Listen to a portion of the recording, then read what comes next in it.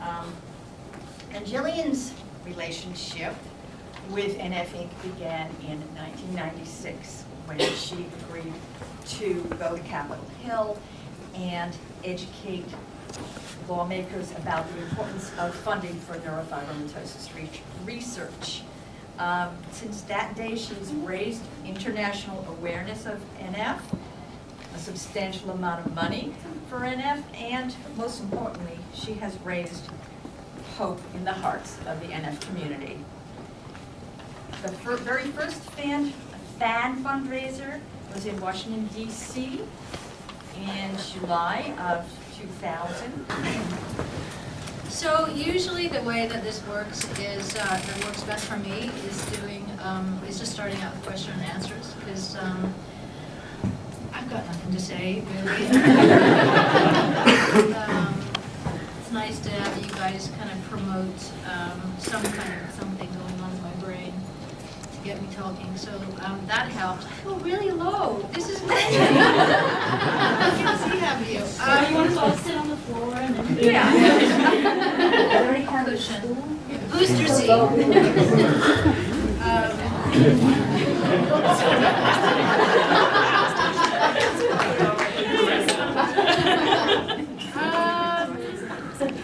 So we're here, first of all, we're here for NF to raise money for Neurofibromatosis Network. And I think Mom filled you in a little bit about that. And you guys have some pamphlets under your butts. I think that'll tell you a bit more if you don't know very much. But I really appreciate you coming out here today and donating money for a good cause. And let's get going with the questions, if that's okay. Do you guys have questions? Okay. Okay. So I'll preface by saying my dad and I are going to Italy in April. And I know that you're going to be doing Street Running Desire in London next year at some point. Yeah. Do you know the dates? I was going to kind of make a side trip. It worked. I would say aim for August. When are you going to Italy? April. Oh, Yeah. oh yeah.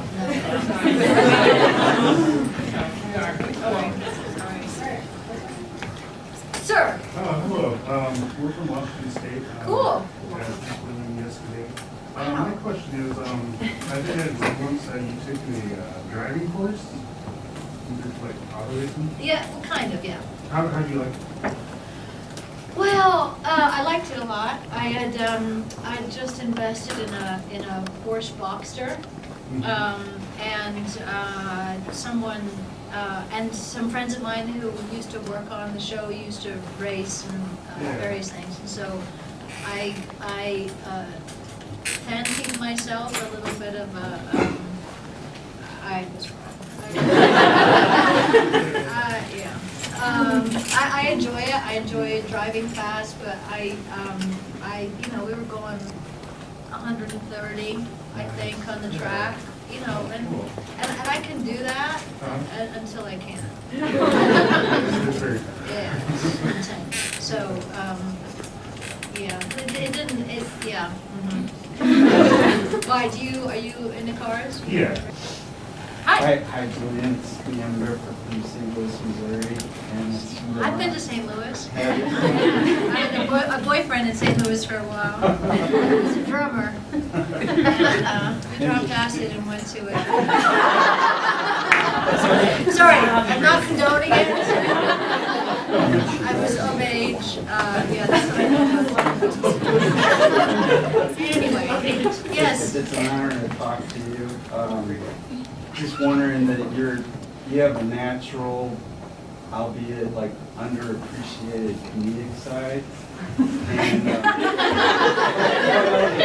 by others. And I'm just wondering, like, in your mind, if you had, comedies, either movies or TVs that you could have seen yourself in. Or... Oh, that's interesting. Yeah, probably. Let me think about that. I mean, I would love to do more comedy. It doesn't usually come my way. I think, people don't assume that I might be able to do that. I'm trying to think, I mean, I loved, you know, the 4-Year-Old Virgin and all that, you know, the original ones, and found those very funny. And Mike Lee's films, I've always been a big fan of. It's a different kind of comedy, but I'm trying to think of what else has been really, I feel like, well, it doesn't really count, but Madagascar too. I could have been some kind of animal in Africa. Anyway, yeah, I'm sure something will come to me. I'm sure there are. I saw Don John the other day. Is anybody see that? So funny. Anyway. Thank you. I was wondering, after watching the X-Files and seeing you in the fall, I was curious what your perception is on the differences either in acting or production with American television versus British television. Good question. Well,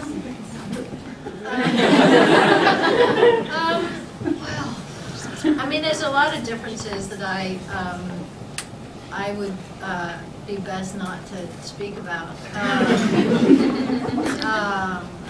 But just in terms of the day-to-day production of it, well, first of all, something like The Fall, you do a 10-day episode. So you take 10 days to shoot one episode. Generally, for dramas in the States, you take 8 days.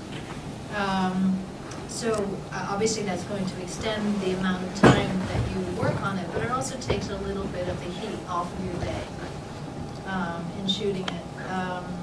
It generally feels like in my experience so far, like a bit more of an intimate experience over there.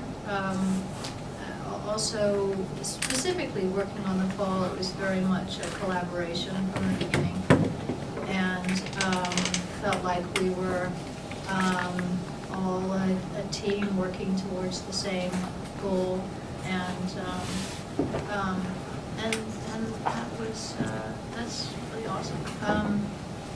It feels a little bit less.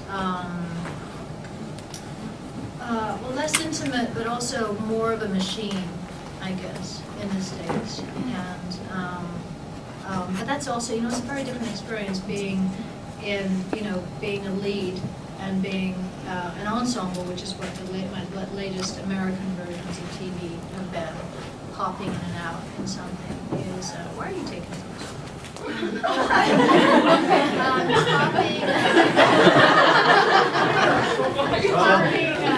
Popping in and out of character is a very different experience as well. And so that's but then, you know, on the X-Files as a whole, totally different thing entirely, which is, you know, more money than a network had ever spent on TV. You know, trailblazing into television at the time. The amount of special effects on the show, the fact that David and I had said everything. And so all of that is a very different experience. And that was back then as well, so it's a very long answer. Thank you. One, you guys keep just like saying that X-Files 3 is going to be there. We have to kill Chris Carter. You know, right now he's in the middle of shooting a series. Yeah. He's doing a series for Amazon. So I imagine that he's a busy guy. I have no idea what stage the script is at. I know that he's been working on it. I don't know. And I think we're probably at the point where it's not okay to ask the minute we see it. You know what I mean? So it's like it's a delicate subject. And also, you know, writing is hard. You know, it is hard, and there's a lot of expectation. And I can imagine the pressure is quite extreme to get it right. And that's even before, you know, something like a studio might agree to put money into it and finance it, market it, all that kind of stuff. So it's a delicate subject. But I know, as we've said ad nauseum, we'd all be interested in doing it were it to come to fruition. But unfortunately, we just don't know when that is or how old we're going to be when it happens. I can't run!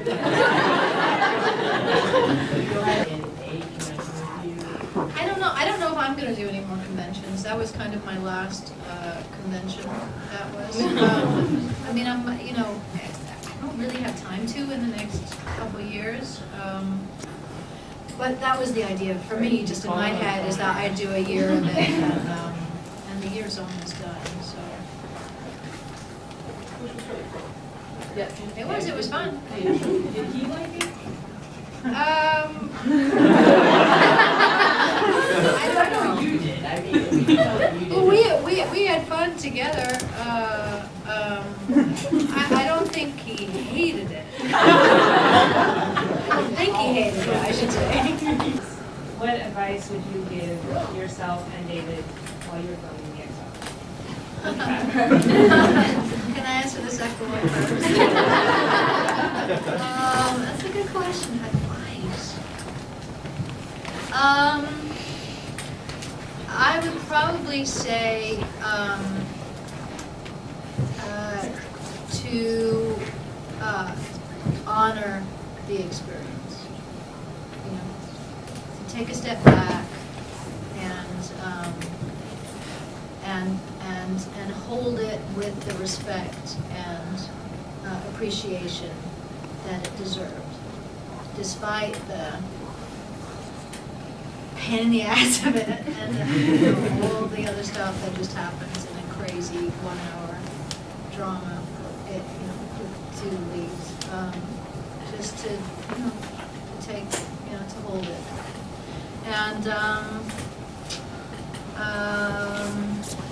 and to know that we were literally the only 2 people we could potentially talk to about our experiments. We had that opportunity then to.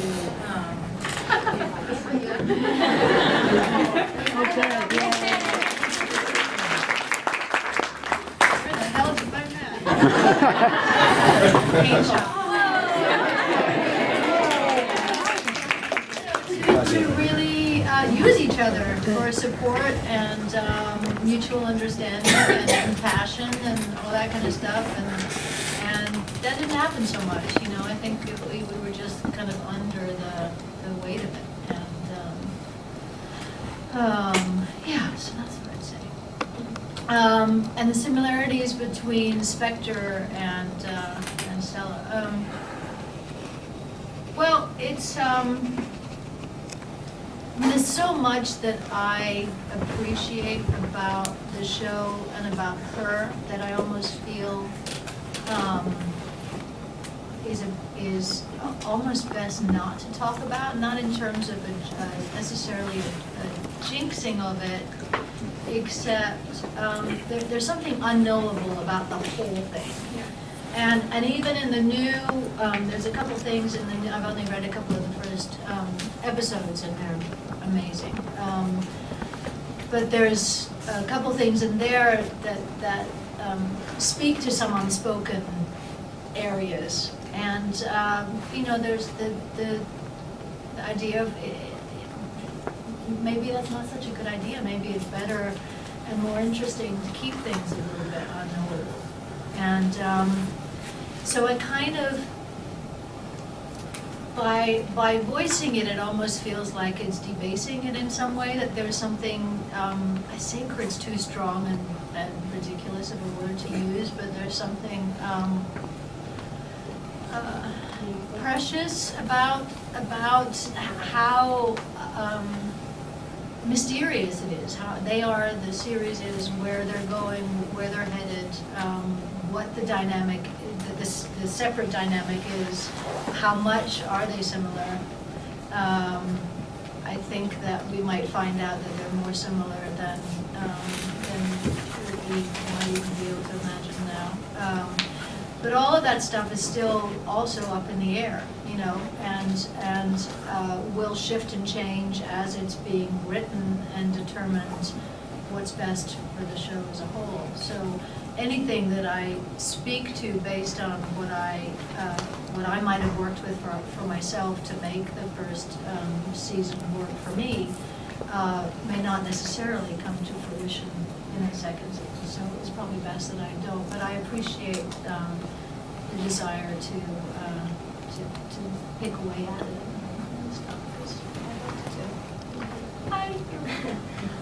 Welcome back to Chicago. Thank you. I was wondering, so you've been coming back and forth to Chicago to shoot Crisis. I have. And I was just curious, like, what here in the city you have been up to in, I'm sure, the small amount of free time that you have, but if you've had any favorite spots and, I don't know, neighborhoods you've been enjoying, and Okay. I'm sure it's different. So, since no, last I mean, I've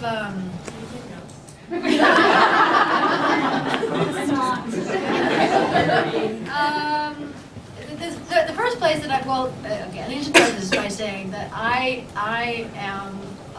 don't go outdoors. I'm an indoors kind of gal, and so it's really pathetic, but I don't explore all that much in my time off. That said, some things that I have found very enjoyable. I went to the Jane Addams Hall Museum and spent a day there by myself, and it was just, I want to go back there. It's so inspirational and fantastic. I recommend it to anybody who has any interest in not only the history of immigrants in the city, but also the history of strong women and women's rights and that kind of stuff. There, took my kids to the Children's Museum. There's a tinkering museum in the Children's Museum that was a little bit overrated, but it was, it's a nice concept, and some wooden lightsabers were made. And took them to see Frog and Toad, which, if anybody's got young kids, is very enjoyable. And what else? There's a great restaurant called Lula's Cafe. Yes. Oh my God, it's so good. And there's a crazy good a Thai restaurant that's really cheap, and it's got just like regular counter, not what do they call it, like almost like cafe seating, like Formica chairs and tables, very uncomfortable, bad lighting. Such good Thai food. It's called Tak Quick. Stupidest name in the history of that. That's what it is, TAC Quick. Very, very good Thai food. I think there's a sushi restaurant called Butterfly. That's really good. That's kind of going to movies, one in Nordstrom's.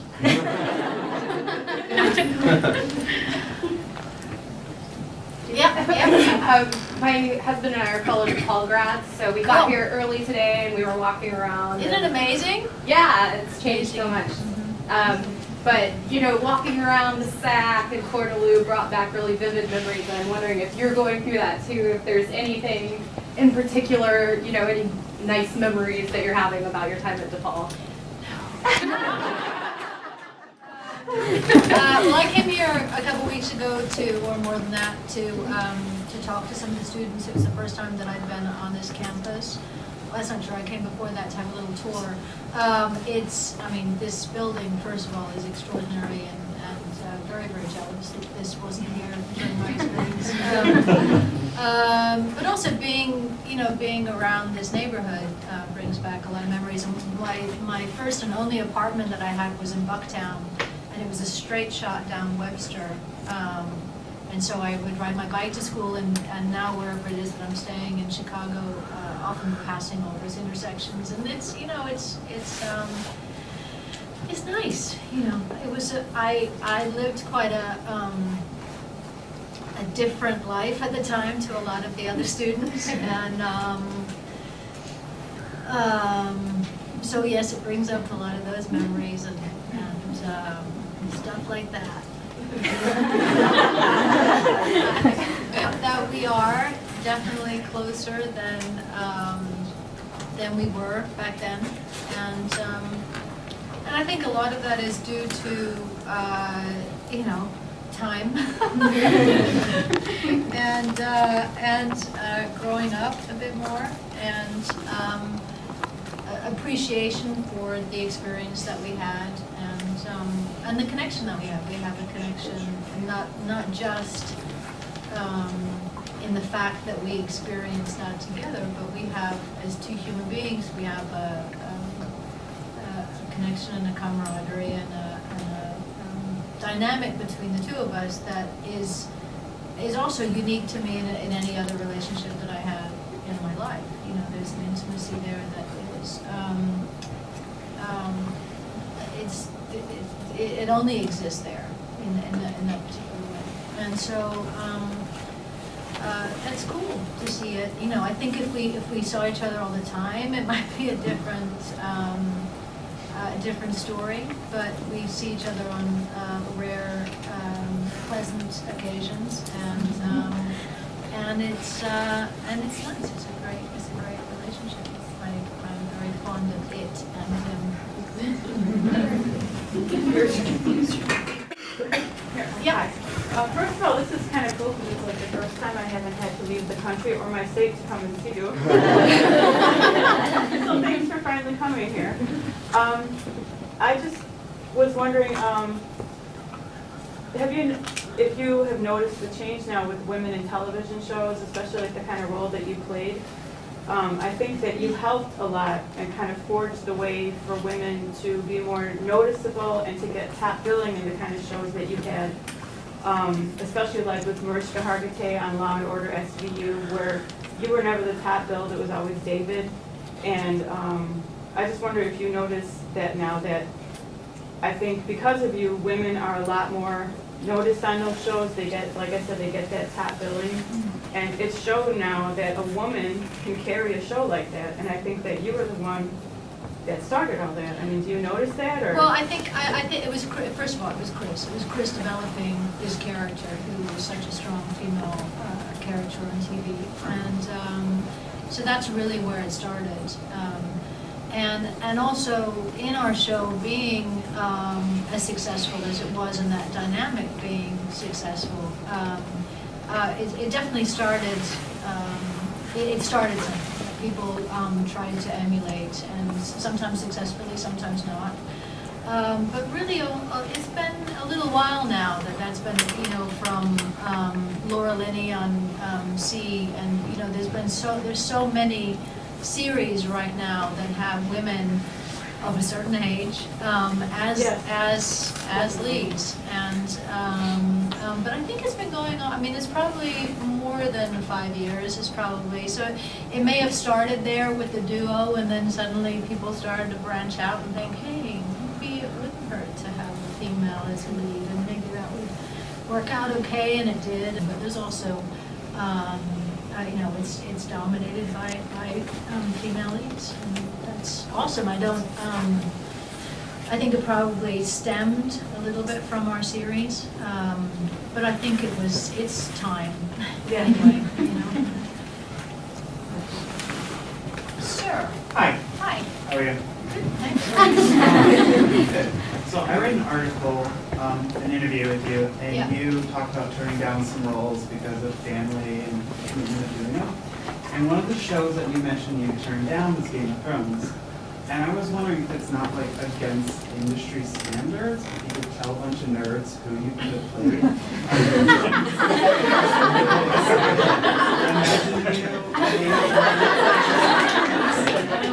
Because I really wanted you to be Cersei. I actually, honest to goodness, don't know. And I've been trying not to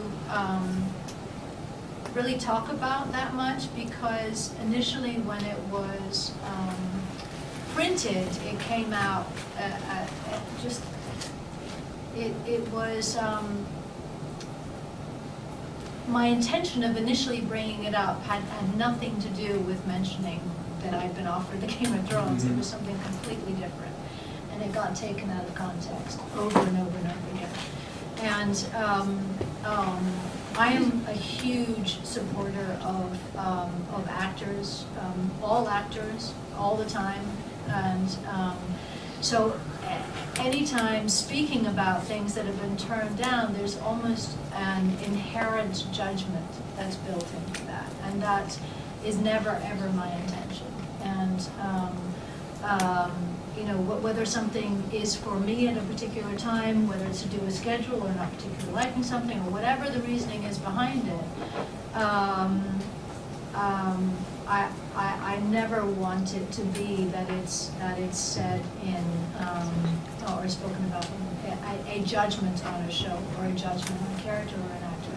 So that's why I have been trying to not talk about it, because it seemed that even if it was brought up in an interview and I would say that I'd rather not talk about that, they'd bring it up.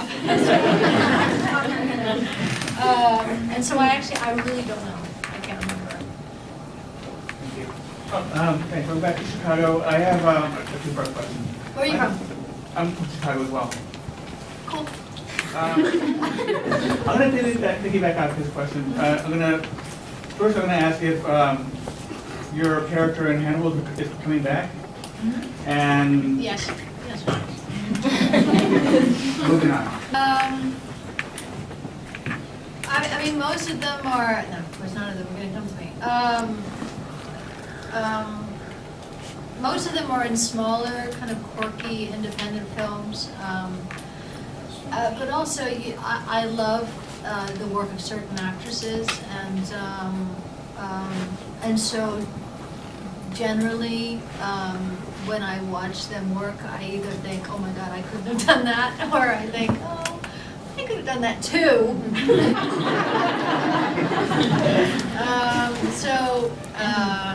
Yeah, you know what? Nothing. It's not going to come to me now on the spot, but I just been watching them over time. God, just one. If it comes, I'll yell it out. Guy in the yellow sweater. Somebody mentioned Crisis. Can you tell us a little bit about it and about your character? So it starts. The pilot starts with a bunch of elite high school kids in Washington, D.C. who go on a school trip to New York to build homes for the homeless. And one of the kids is this young, beautiful lady over here with the long dark hair is one of the kids who is hijacked. Not for real. And they, didn't mention the hijacking yet. Anyway, so one of them is the president's son is on this bus that's on the way to New York, and I play the mother of one of the girls, not her, and so the bus gets hijacked and the kids get taken somewhere, and then the hijackers start to communicate with the parents. And basically bribe them into doing things, lots of illegal things, in order to try and get their kids back. And so I play Meg Fitch, and I'm a CEO of a multinational conglomerate, and very wealthy, have many employees, and have a lot of power.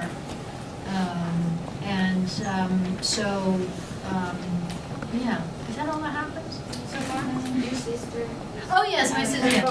So Rachel Taylor, fabulous actress, my sister, who's an FBI agent, and she's in charge of the case. And we've been estranged for 16 years. And so this event signals the start of our complicated reuniting in trying to deal with the situation. So it's sounds good. Hope that it is. Sir.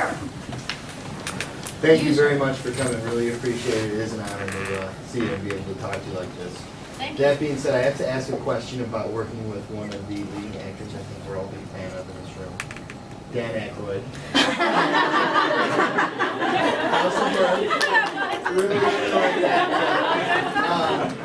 When you delivered that line, I'm just an insignificant person, just heartbreaking in House of Mirth. And I can't imagine looking at Dan Aykroyd on the set of the movie. What any funny memories or any memories at all of Well, working what with was Dan Aykroyd? really bizarre about Dan Aykroyd is he is obsessed with science fiction and UFOs. He's literally going about the English countryside looking for crop circles. His family. That's what he was doing while he was on his downtime. And he is obsessed. That's what I remember about Dan Aykroyd. Very sweet guy. Lovely, lovely guy. Did you ever happen to see any of the Second City actors or improv guys or participate in that scene at all when you were in Chicago? No. Not at all.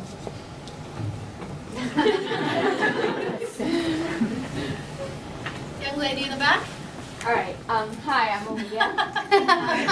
I was just wondering, is it hard switching between roles? Because each character you play from the X-Files to the Fall are so different. Is it hard leaving one behind and getting into the mindset of another? Not really.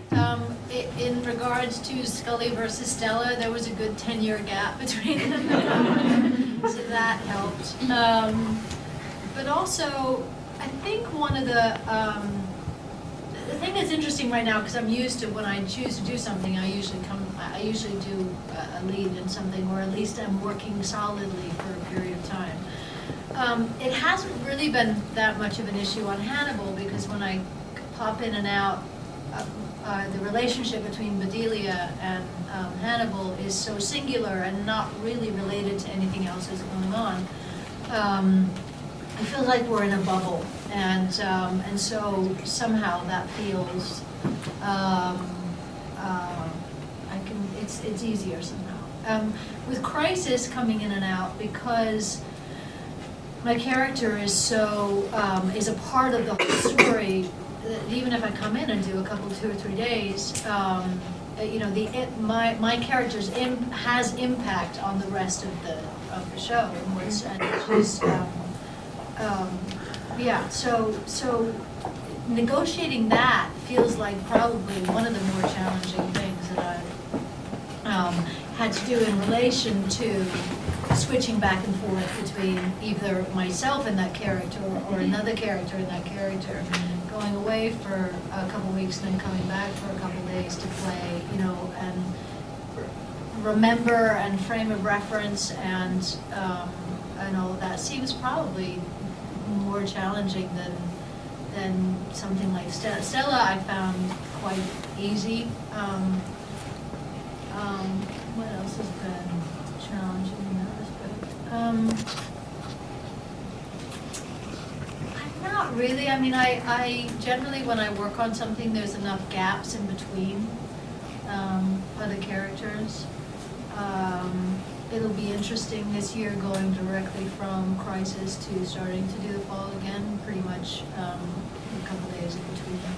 I don't think it'll be, it's not easy. I remember after the X-Files, you were kind of tired.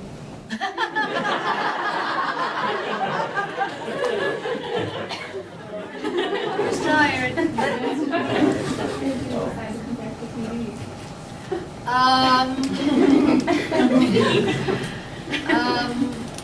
I was, you know, the last thing I wanted to do after the X-Files was to do television again.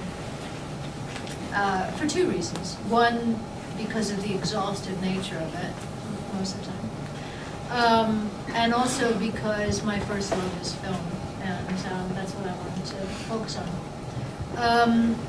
And so, and with the things that I've been doing in the UK, somehow it's felt like they haven't counted in terms of, because they're, not that they haven't counted, but in terms of them being television, they've been quite unique.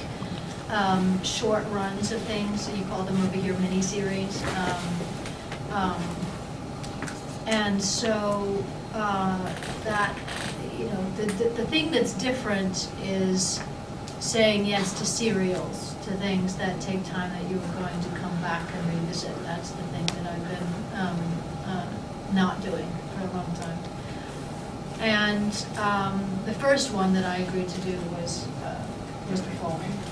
And that was just something that I just couldn't not do it. And also somehow it feels like it doesn't count. I don't know why, but not, I mean, count in terms of it being television. It just doesn't feel, it feels different somehow. And then even agreeing to do Hannibal felt different. Originally it was a 3-episode arc that was going to be the end of it, and then we just had too much fun with her. And but so I guess the first, the question really is, in my mind, why would I suddenly agree to do something like Crisis, which is big network American TV, and there's many reasons for that. One of them being that the pilot was so good in reading it that it was just, I just couldn't put it down. And then they were very agreeable to my demands.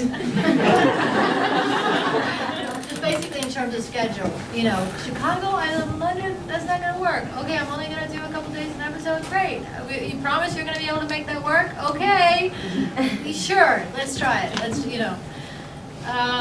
So that's what it's, you know, that's where that started. And thinking that potentially I could come back into the American consciousness, my thinking. Ma'am. So I thought it was interesting in the recent Entertainment Weekly article when you spoke about early inspiration for Scully, looking to Jodie Foster as Clarice Starling, Silence of Williams, which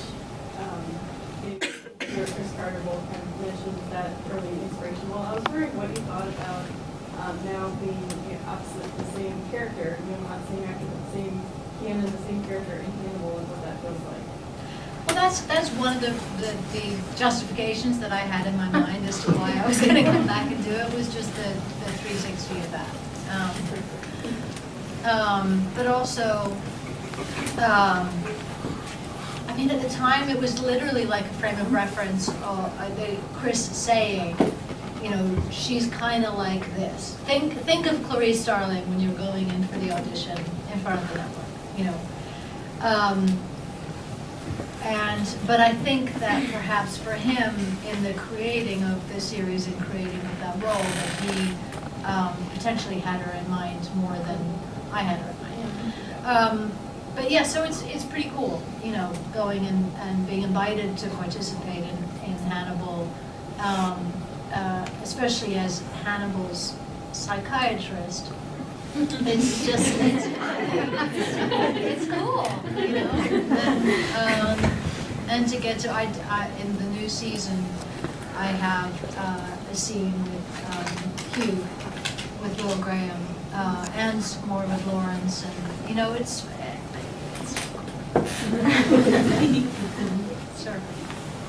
I'm a strong admirer of your the positive role model that Dana Scully brought, you know, to young women.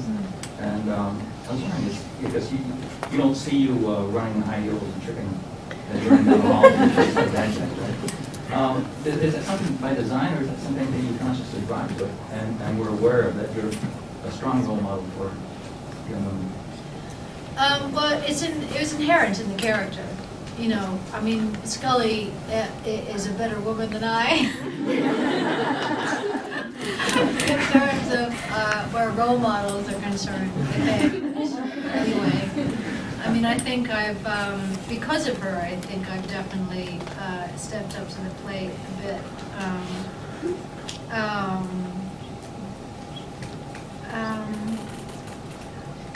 I think there was certainly a point during the show when it occurred to me, you know, and then all of a sudden I remember this kind of pseudo pressure that I felt of like, oh oh my God, and what if I'm on a plane and I fall asleep and somebody takes a picture of me drooling?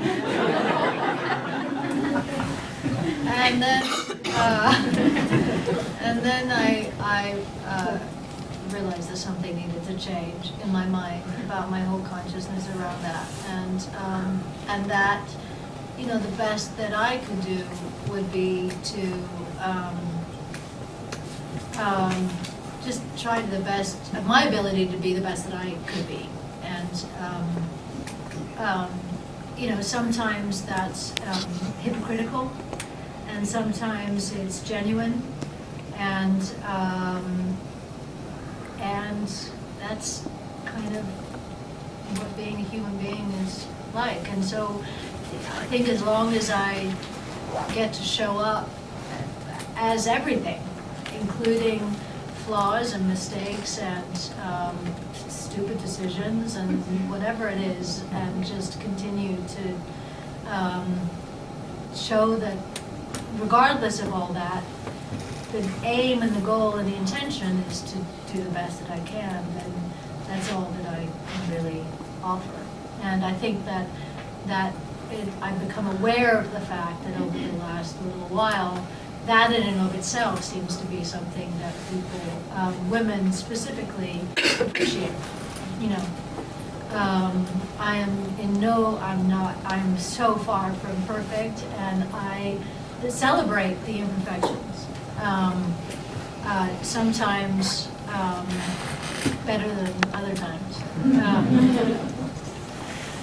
Yeah. Hi. Are there any shows on the air that you are appreciating right now as a viewer, or over the years you've appreciated as a viewer?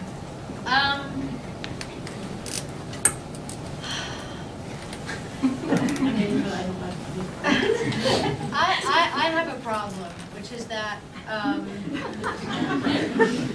when I turn on the TV, even if it's something that's in rerun, I literally feel like I'm wasting my life away.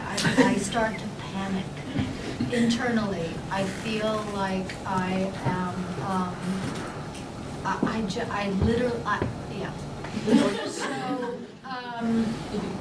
So it's really hard for me to decide to do that as opposed to deciding to do something that I consider in my brain as being productive in one way or another. So that said, I don't watch anything. Last year I watched a couple episodes of Girls, which I thought was fantastic and so bold and naughty and crazy, and loved it. But even something that I loved and think, gosh, that's this kind of thing that I watch. I don't watch. So yeah, I hear that there's amazing things out there, and I'm happy for everybody who can justify in their brains that they can watch it as much as they want to. And one day, when I'm in my 70s, maybe I'll watch it. Hi. Hi.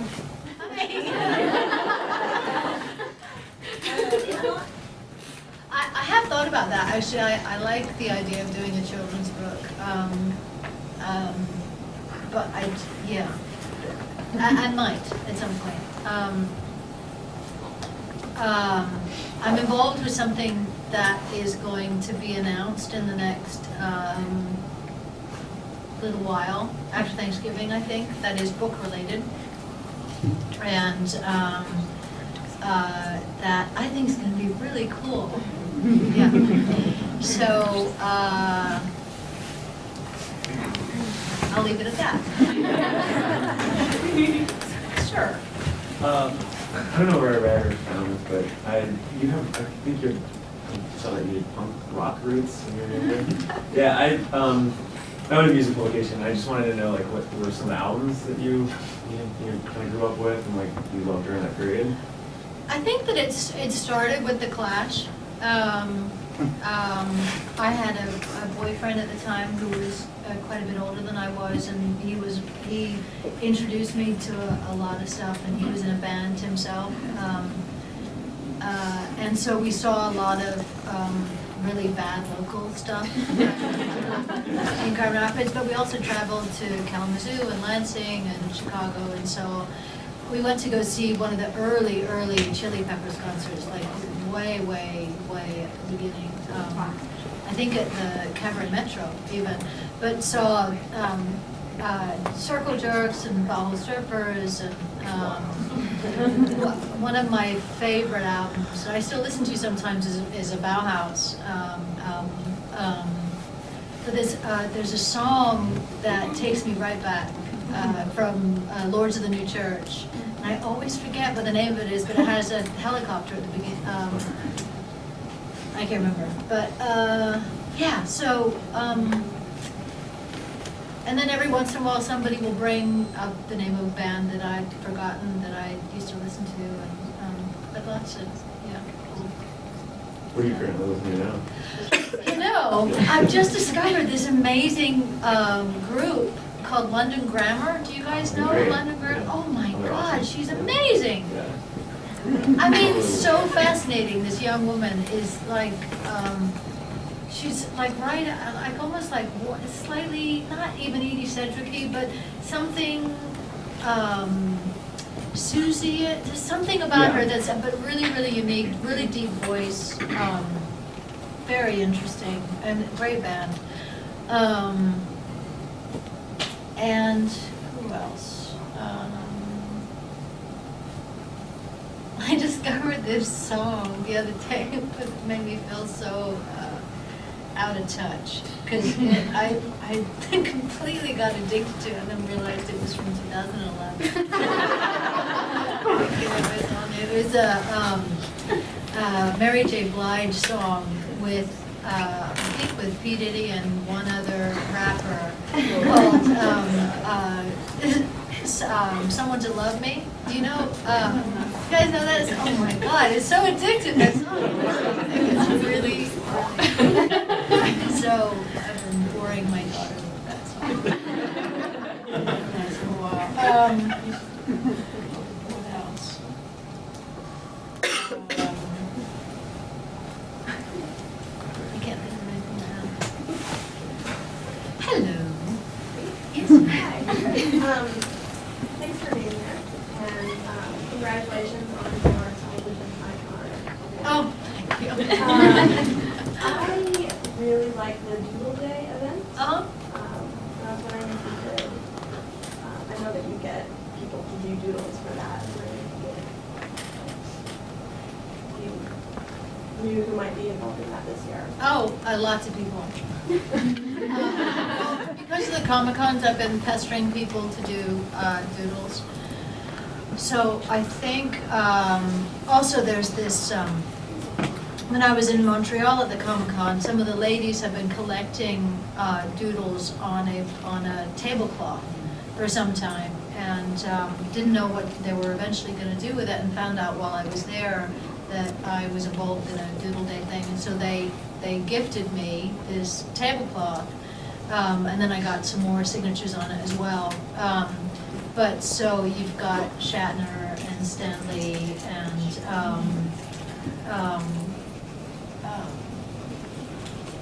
everybody. David and Philly and just a lot. And so also there's individual doodles. Some of the guys from Walking Dead. Walking Dead?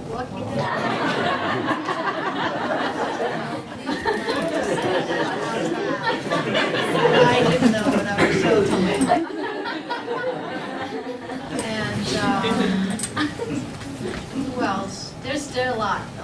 Just look online. Sir in the back. All right. It's great to have you out here. It's a real treat for me. Thank you. Especially. You must be from Chicago. Yes. I was just going to ask you, you're always going to be known as Dana Scully, character-wise. You've done a lot of interviews, and whenever they put your name, it's Gillian, parentheses, X-Files, or Leonard Nimoy, who was Spock after Star Trek ended, he was having a difficult time finding roles, and he finally got so fed up, he wrote a book, I Am Not Spock. So my first part of the question, are you going to write a book, I Am Not Scully? And second part is, how do you feel about it? I mean, you're a serious actor, you've done a lot of great other roles, but you're always known as Dana Scully. Have you accepted it? Do you dislike it? Do you want to share your thoughts about that? There was a while when it was frustrating, but bottom line is, it was, I'm very, very grateful for having that opportunity, and she was such a great character to have had the chance to spend so many years with, and I feel like I've proven enough since then that's not it for me. So I feel like the balance is the balance is in my favor. So it doesn't, it doesn't really. I think also that people in the business are they've come around to the fact that I can do other stuff, and that's not all I have to give. So that's good. And whatever. It is what it is. There's nothing I can do about it. And yeah.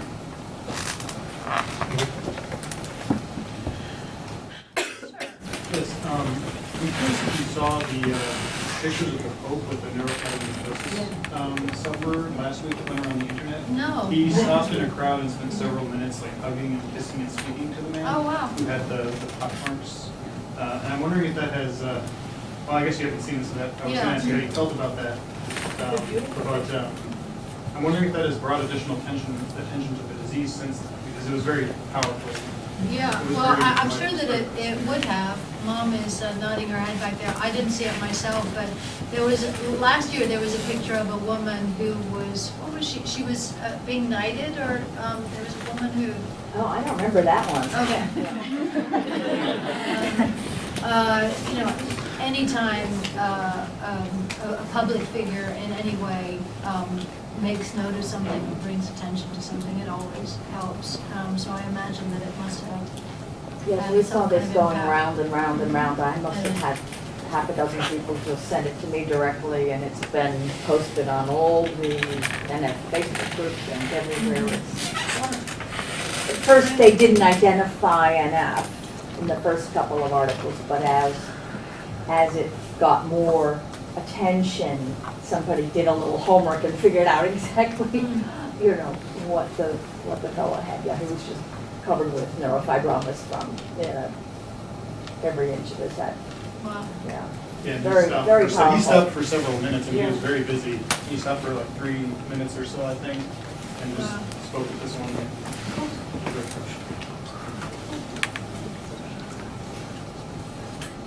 Yeah. A little over 10 years ago, actually 30 of us were at an event in and where we had a chance to meet you and spend the evening with you. And the question I asked you then, I'm going to ask you again. Okay. And no, it's okay. I asked you then what roles in terms of theater, because at that point you were trying to get into theater, what you wanted to play. One of your answers was to do with Doll's House. Oh, really? Yeah. So that's kind of been there, done that. What's still out there for you in terms of great roles in the theater that you want to do? Yeah. There's actually, I didn't realize that there were as many things as there are that I'm interested in doing. But the first thing that and I'm going to do next year is to do Streetcar. I'll be doing that in London. So that's been a dream of mine for as long as I can remember. And then, eventually there'll be time to do, hopefully, Lady Macbeth, and there'll be Hedda Gabler. And one of my biggest dreams, I think, post Streetcar would be to do Who's Afraid of Virginia Woolf.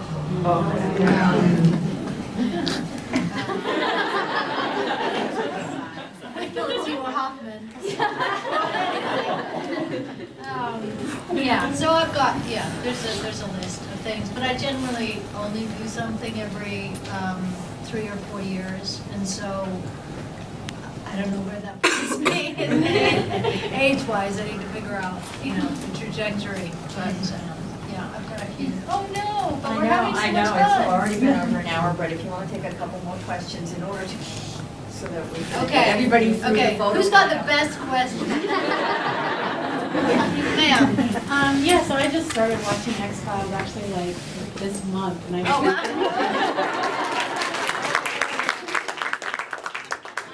And so I just was watching it, and I was immediately just like, I want to be like Scully.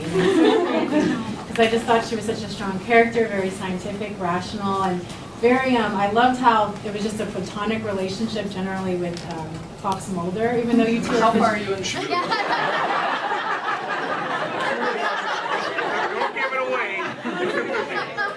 But I just thought you two are such beautiful actors, and the writing, it wasn't that, generally women like strong heroine, roles, there's always some type of romantic thing going on. And so I guess my question is, what do you have anything in common with Scully, or what are some things that you dislike about that character?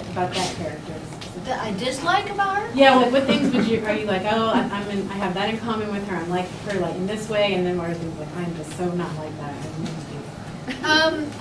Well, she's a bit of a prude. And I'm not.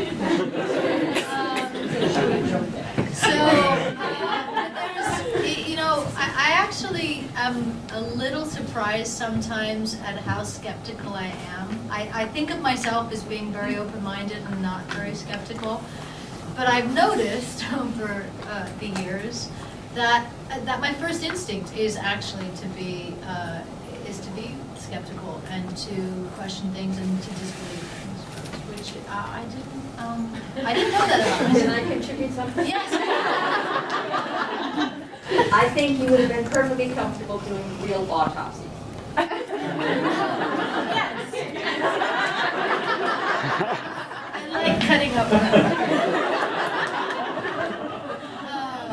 and yes, I would have been perfectly comfortable doing that. So those are the similarities and the differences. Any other differences? Yeah, there's quite a few differences. Ma'am, in the back. When you spoke about coming off of X-Files being tired and the pain in the ass of it, how long has it taken before you can maybe look back and say, look at what we did with the distance? I probably got there about 3 or 4 years ago, maybe. I think. Yeah. Took me a while. So obviously there's been very many young women that were influenced by your portrayal of Scully and now Stella Gibson. I was just wondering, if you weren't an actress, what career path do you think you would have taken? Probably an artist. I think probably like a mixed media, large format artist. I've got lots of ideas of things that I'd love to do that I don't seem to be able to give myself permission to do, even in my downtime, that I would love to,